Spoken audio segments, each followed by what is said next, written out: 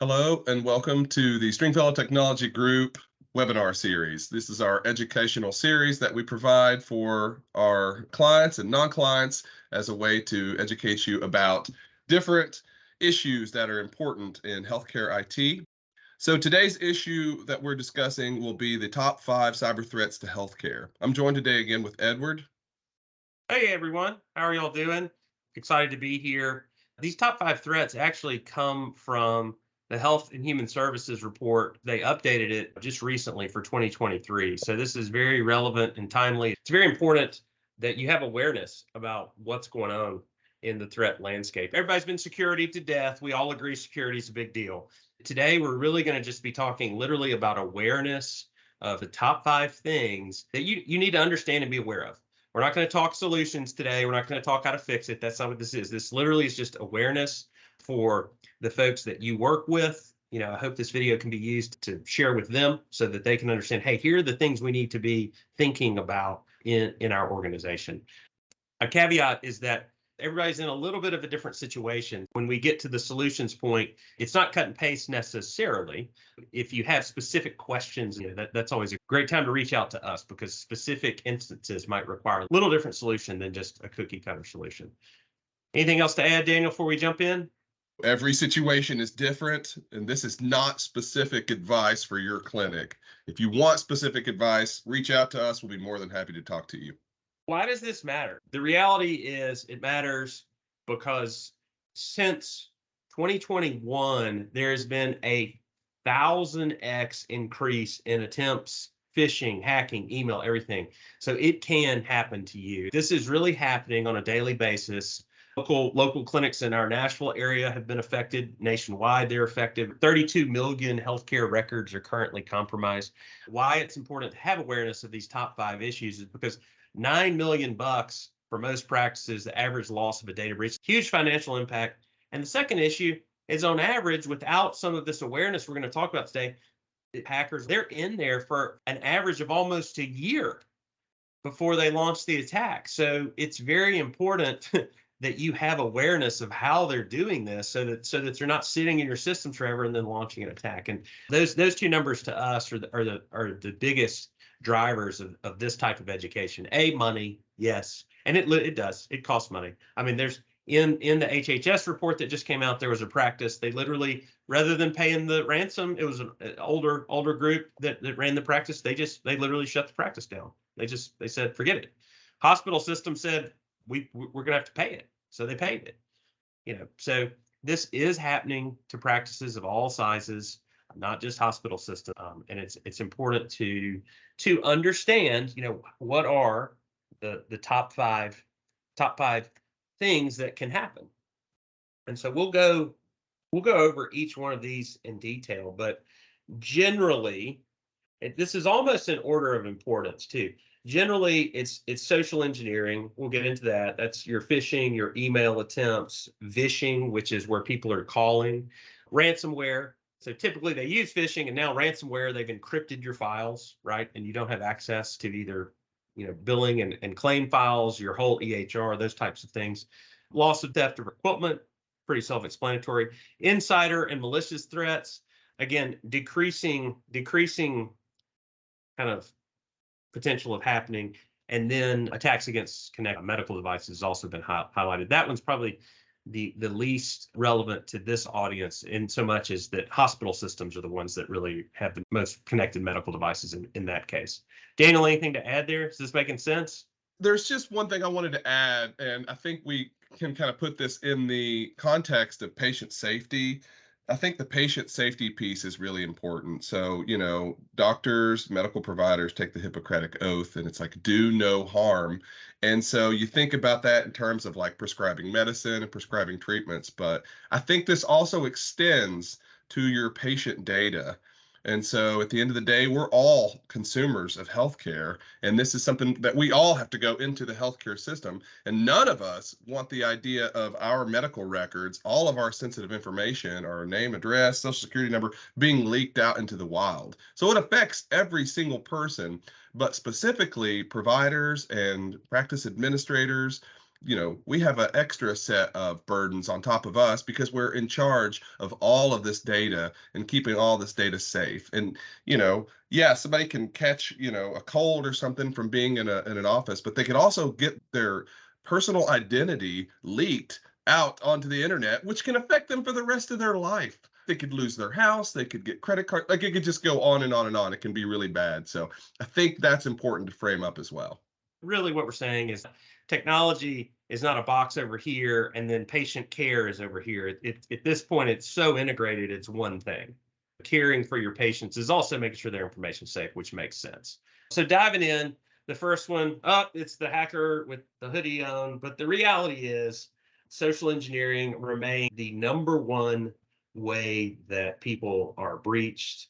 It can come in the form of phishing emails. It can come in the form of vishing, which is where they're doing voice calls. Microsoft will never call and ask for your password, but you'd be surprised how many people think that's legitimate. It can come in the form of text messaging. I get about at least 3 or 4 texts a week from our staff asking for my credit card so they can buy gift cards for other staff members. I think everybody at this point is kind of tired of hearing about this, but the fact remains people are still clicking on the links. They're still signing in. It becomes habit and they're still doing it. Security awareness and training around this is important.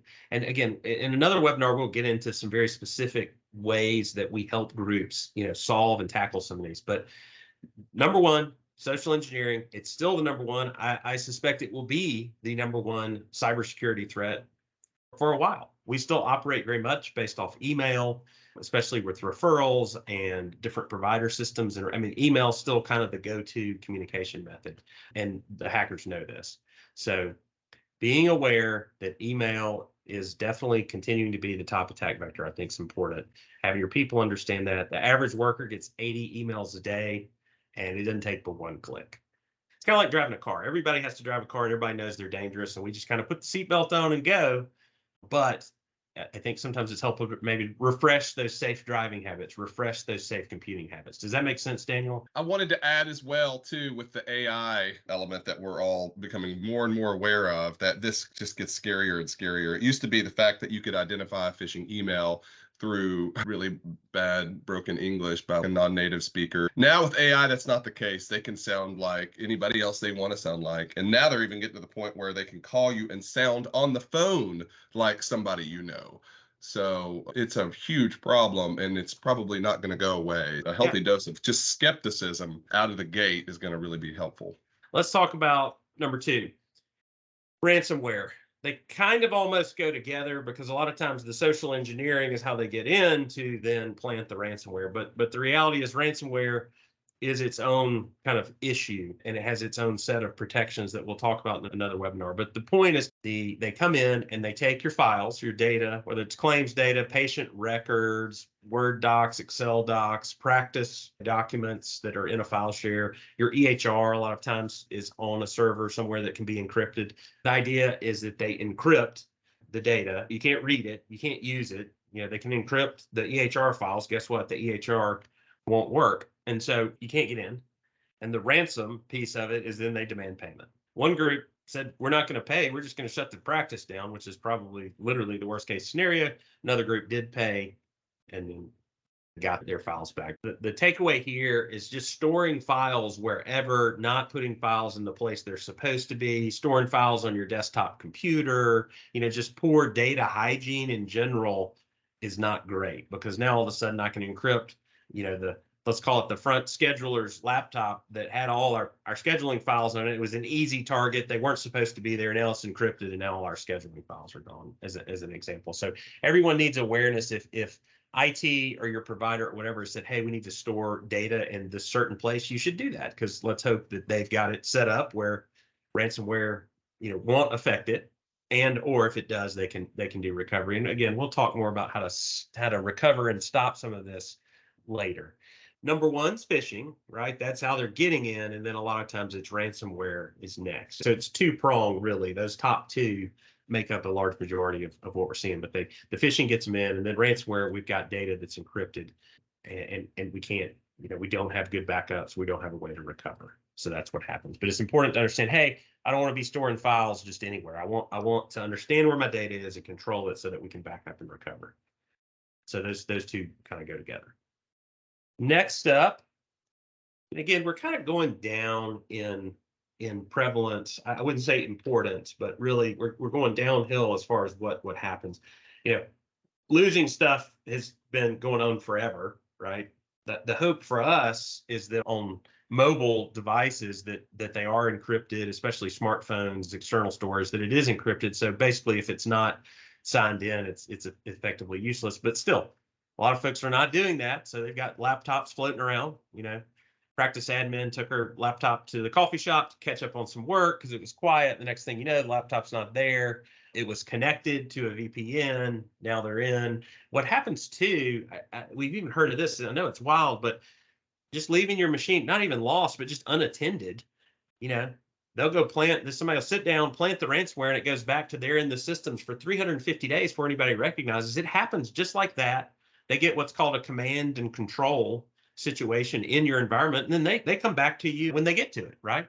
And so it's not even just loss and theft. It's also just being mindful of where your machine is, where you logged in. Something as simple as getting up from the practice and walking, maybe to the restroom or something like that. Part of this is making sure that things auto lock, that they're encrypted and those kinds of things. But we should all be aware that things do get lost, stolen, and not monitored. One of the other big things is we get it. Providers are very busy running around, especially if you have workstation-based exam rooms and nobody wants to log in and log out, log in and log out. So we just stay logged in all the time.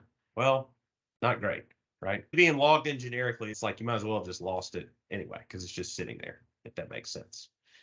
Anything to add on missing stuff other than keep up with your stuff and watch who's using it, Daniel? I mean, the main problem there is, yeah, not only have you lost your device, right? And it could be your personal device if you're doing a BYOD at work, Yeah. which would totally stink, but it could also be the company device. And so, computers are not cheap and nobody just wants to buy new computers willy-nilly. So, it's a huge deal. So I think it's just like you said, super important to just keep track of your stuff and then, just treat that thing like it's got access to all your patient records because it probably does. It can for sure. And so it's not even really loss, it's loss of control, whether that's physical control or operational control. I think that's probably the more important thing. I think a lot of groups, they understand not to lose their stuff, but they also just leave it laying around their house, roommates, apartments, coffee shop, so just loss of control, I think is maybe even a better way to think about that. Moving on down the list here, insider threats. So this is folks inside the organization. We really hope this isn't going on, but an insider threat doesn't have to be malicious. It can be accidental or unintentional. Regardless, it happened within the organization. These are probably the hardest to defend against because we're kind of getting into a little bit of just human nature and people that need to be trained and people not paying attention to policies and procedures. So that's where training comes in. So accidental and unintentional insider threats, that's a lot of times training and then configuration of the environment. The one that in my opinion is really difficult to defend against is that malicious. If somebody intentionally wants to do the practice harm and they have access, that's not great for a number of reasons. There are some things you can do. Principle of least privilege, making sure everybody has cybersecurity training, incident response, looking at access logs. If you've got somebody with malicious intent and they're a scheduler, and then all of a sudden they're logging in the billing side of your EHR or accessing patient records in an area they're not supposed to be in. We should flag those things and look at that kind of stuff and ask some questions. A lot of times the malicious part of it, unfortunately, comes from the IT side, internal IT, and we'll address that in a later webinar about some things you can do around that. So insider threats, just hire good people and trust but verify. If somebody seems to be accessing things they shouldn't, then a conversation is probably going to be helpful there. One more thing I would add to that is this can become a problem over time. So a lot of times when companies are starting out, it's kind of all hands on deck, sort of everybody does everything. And so, everybody has access to everything. It's kind of a flat file system. And so, just early on, it's important to have a partner, to at least think about how you're setting up your systems, who has access to what. And as companies get bigger and bigger, this can become a problem because if you started out small and everybody had access to everything, and you get a little bigger and then all the employees have access to all of the sensitive data, that can be a huge deal. And it's not something people think about a lot of times, right? Because they're just thinking, well, they're employees, they're in the office, they're good people. But, and I'm not saying that they're not, but even if they have access and they click on the wrong link that somebody emailed them, so it can Yeah. be unintentional as well. But that's a big part of this. It's just kind of like, constantly assessing the way things are set up and making sure that people don't have access to the wrong stuff. You may not even have a way to track it. Edward, you mentioned, checking to see what people are looking at. There may not even be a system in place to do that. So, a huge problem. You're 100% right. As organizations grow, everybody was an admin of everything and did everything, and we just kept with that model. So now someone that literally just needs scheduling access has access to everything because we didn't spend the time to set up, role-based access controls or what have you in the EHR. Network connected medical devices. This is most prevalent in larger interconnected hospital systems. The majority of the practices that we work with, they certainly have medical devices that are on the network. Blood pressure readers, a lot of our eye care clinics, there's all kinds of imaging going across and being sent. So there's a number of connected medical devices which produces PHI different than a hospital. Though I think the bigger threat here is in a hospital system, those devices might be connected to a patient that, if they go awry, it can cause the patient to die. We're not seeing that as much in a non-hospital setting, but I think it's important to have awareness around this. There's so much to do on the other four that we talked about. It's almost like you got limited resources in a lot of cases. So I think awareness is good. If you have a practice with medical devices, just be aware. If we're just plugging them in the same network as everything else, we probably want to have a plan to not not have that go on over time, or at least just be aware and make sure that they're secure. Does that make sense? It does. Yeah, I think that checks out. Yep. So, today the goal was to kind of talk about the top 5 threats to cybersecurity and healthcare. And we didn't make these up. This again came from Health and Human Services. They do this document every couple of years. They just refreshed it, and these have come out. There's some crazy statistics about how it's 1,000x on the emails and stuff because the criminals, whatever works, they're going to keep doing. So just to recap, top 5. These are in order of what we would look at and address as part of an engagement with a client. Social engineering, phishing, vishing, all that, that's really top number 1. Most groups are aware of it. Most groups are doing something, but it's still not perfect. And I think the biggest missing chunk there is the security training and awareness, which leads to ransomware, either through the social engineering or just directly. That's really the worst part of it. So that's their end goal. Encryption of files and how do we recover? I think recovery is what people say, oh, we got backup, but they don't have recovery. So ransomware, really big threat. Loss of control of your equipment or data. So whether you actually lose the laptop or just lose control of it, same thing.